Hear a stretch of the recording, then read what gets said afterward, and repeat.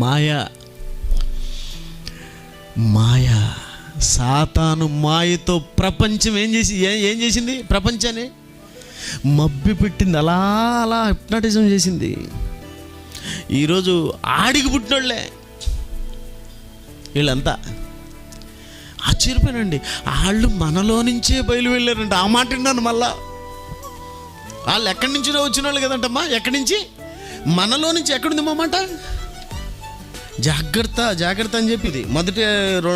మొదటి యోహాను 2:18. చిన్నపిల్లరా, ఇది కడవరి గడియ, క్రీస్తు విరోధి వచ్చునని వింటిరి కదా.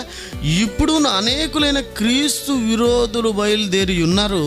ఇది కడవరి గడి అని దీని చేత తెలుసుకొనిస్తున్నాము. వారు మనలో నుండి బయలు వెళ్ళిరు కానీ వారు మన సంబంధులు. అంటే మనలోంచి బయలుదేరుతారా? ఎస్. జేమ్స్ ఎక్కడి నుంచి బయలుదేరాడు?